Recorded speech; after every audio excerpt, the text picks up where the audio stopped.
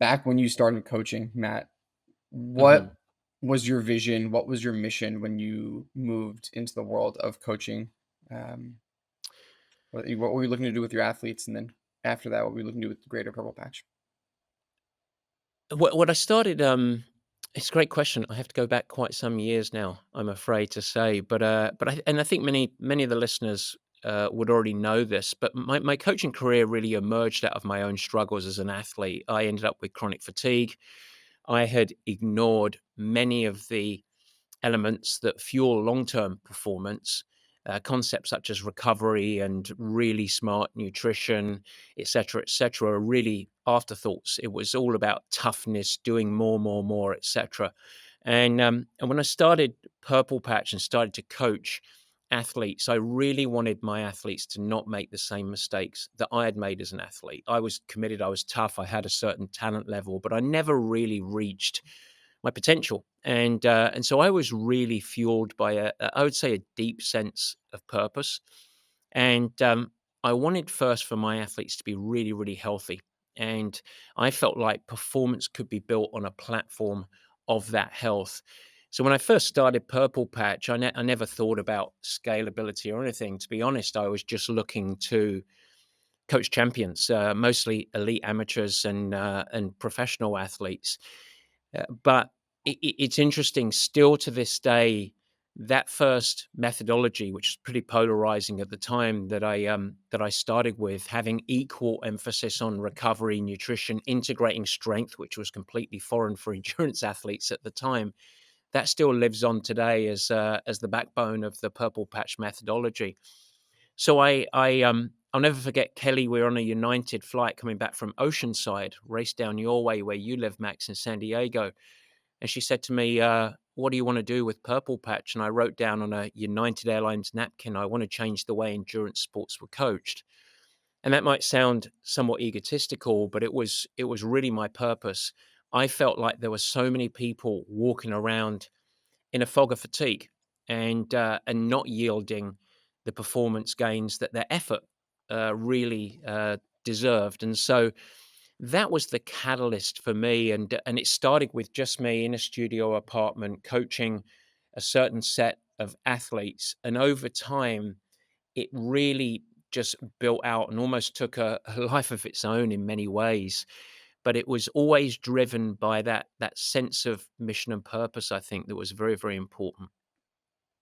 I love that. And then walk us through the transition when you made that switch from, okay, in your studio apartment, coaching professional athletes and also coaching time-starved executives at that point, to saying, okay, I want to take this mission and expand it and make it bigger and bring it to a bigger audience. And when then Tri Squad and the one-to-one coaching program was born, what was your vision there? What were you trying to accomplish when growing Purple Patch at scale? Yeah, Tri-Squad has gone through, I would say, multiple iterations, and originally it was called custom programming, I think, but it, it it was one of those. My analogy of coaching is very similar to a personal trainer, in which you build up your roster, but at a certain point, if you want to increase any more revenue, then you start to have the challenge of quality. And so you add more clients, your quality starts to dilute because you've got dispersed focus, etc. And and I really took the lessons of really what drove and fuel, I believe, so much of our success with our squad of professional athletes. At the time, I was coaching about 12 pros, each of them like a teenager. And like most coaches that were coaching professional athletes, I was just treating them as individual athletes. Each of them had different goals, each of them were different stages of development. But the thing that changed everything for us at the elite level is when I really applied a team approach Mhm. and really sort of unified and shifted from just coaching a bunch of individuals to say we are the Purple Patch Pro Squad. And over a few years, that had an amazing galvanizing impact that drove not just individual performance, but it started to create this high performance culture. And I started to realize even in a individual sport, team was really the fuel that took it all to the next level. And so when I was coaching and I started to want to build purple patch out, not just from a pure revenue standpoint, but I really felt like I was righting a wrong. I wanted to have big influence on the sport. That's why I was always writing in magazines. I was kicked off this Purple Patch podcast now several years ago. It was really that education was at the backbone. There was a river of a certain way of doing it, and I felt like we were going against the tide, if you want to call it that, against the flow of the river with deep meaning. We wanted to actually evolve the way that endurance sports were coached. And so I had a deep desire to reach more people and a deep desire to ensure that we could maintain quality and ensure that, because we are a little bit more premium, that every athlete would get what they needed. And when I looked around at any other sort of relatively well-known coach, the way that they would scale their business globally was just to add coaches. And each coach would have a logo on their chest. They would be identified with the mothership. So in this case, it would have been Purple Patch, and then just add more and more and more. And I saw a lot of challenges with that model. The biggest of which is suddenly now I saw my life being just managing the quality of their coaching and not being able to coach very much. And it really didn't have a team approach.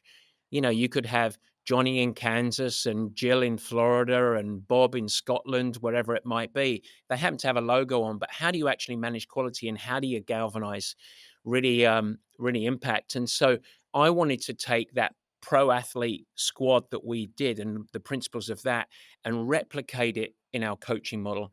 So I always envisioned having a very small team of coaches. Even now, we have 7 coaches, which for the size of the organization is really relatively small. And I wanted those coaches to be in a team where they could support each other, drive each other on for high standards, hold each other to account, lean on each other in their different particular expertise, but also then try and create a program, and nothing like it existed at the time. How can we create a program where we can effectively get the quality of one-to-one coaching, but in a much more affordable and ultimately, from a business sense, scalable format? And that was already what we started. So we wanted to ensure that with what was originally custom programming now has evolved into what we call Tri Squad.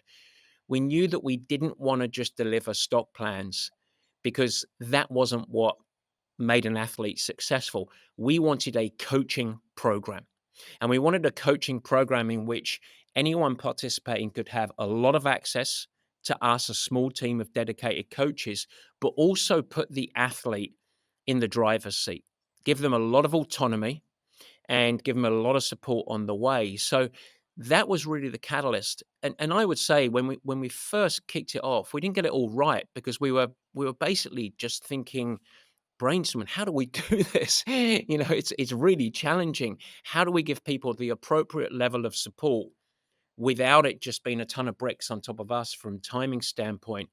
How do you enable people for autonomy when it's something fresh? How do we actually build this when nothing else like it exists? At the time, really nothing did.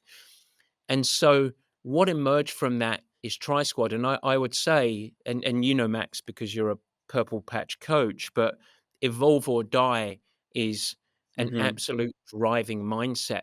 And every year, now that we're basically 10 years into Tri Squad, every single year has been about looking inside, reflecting what's good, what do we need to evolve, where do we need more athlete support, and it feels like now, the last 3 or 4 years particularly, it is a program that is just starting to get that flywheel effect of inevitable performance and really, really delivering that vision. But it took some time to get it right, I would say. And now it's something that I think really does put athletes in the driving seat, but doesn't leave them in the desert of guesswork all the way along their journey. Yeah, I love that. I think that that key to the scalability of Purple Patch coaching was actually empowering the athletes, empowering the squad Yeah. athletes, and we'll get into that. Before we talk about what makes an athlete successful in their journey, I think it's important to frame this, which is when you were working with the pros, it was to be world champions. So Yeah. when creating Tri Squad, and now as we think about amateur triathletes, people who are training for endurance sports because it's a personal passion and the goal is to enhance their life, what is success? What is the outcome that someone should be optimizing for when going on a performance journey as a triathlon enthusiast? Yeah, I was a slow learner, and it took me a while to realize that not everyone is going to be a world champion. And uh, but To be honest, I mean, I was very proud to be able to coach world champions and the pros that were so successful, and we had a lot of results, and it was a wonderful source of learning. But I've always been driven to just see people improve. And so when we think about what does success look like, and I always invite, we do as a coaching team, Max, we want to have a very clear, aligned vision of what success looks like. And so, in general, I would say there's the primary one, the one that actually sits really above all else. The reason that almost anyone would come to Purple Patch, which is I want to get faster.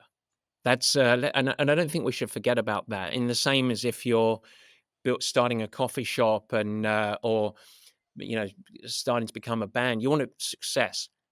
I think unashamedly, athletes should want to get faster. They should want to improve. And as coaches, we should never forget that. So, speed, fast, success, that's a goal. That's great. That's what is motivating. That's what's really hungry. From a coaching team and coaching program, our role is to, under that banner, under that spear in many ways, physically prepare them for their goals. If someone's getting ready for a marathon or an ultra marathon or an Ironman or a sprint distance triathlon, we want to ensure that they're physically ready for their goals and they're fresh enough to perform so that their potential can actually meet their race day performance. That's number one. Number two, I would say that the more mental side, having athletes very confident and having a lot of trust in the process and what they're doing to be ready. And there is a systemic side of that, of feeling confident because they're under control, they're fresh, and their body feels good, and they're mentally fresh through the journey. I think that that's a really important part. So, whether you label that confidence or control, we come back to that word empowerment. I think that's really important. The third element is particularly relevant for busy people, which is the vast majority of our listeners as well as our athletes, which is a control over their training journey in context of life. And having the athlete be very, very clear on where they're going to apply their focus. In order Hmm. for them to get faster, in order for them to integrate the sport into life where it becomes more of a lifestyle, in order for them to stay mentally and physically fresh, they're going to be controlling of their training in the context of life. That's very, very important. And the last two things are things that I think isn't a reason that necessarily people sign up for coaching or become part of a group or even sign up for races, but I think are really, really important. And those two things are number one, make sure it's really fun because this doesn't need to be a part-time job. You don't need a second job. We don't need additional workload in a life. We want things that are going to be fun. This is ultimately a hobby. Most of our athletes are not getting paid to play. And the third and the second one of those, the final thing that I'll say is in taking this on, in really facilitating the challenge and pursuing the goal, trying to get faster, making sure that another outcome that isn't maybe necessarily a reason for joining, but is a great benefit, is to boost your health and improve how we show up in life. It's a thing that we don't think about, but I think it's really valuable. And I think quite often isn't necessarily the reason that someone joins, but it sure as heck is the reason that people tend to stay. I think that once Yeah. you're inside and you realize that in whatever program works for you, if it is helping you as a human being, you're not going to give that away. And that's a really important part. So we try and deliver that, I would say.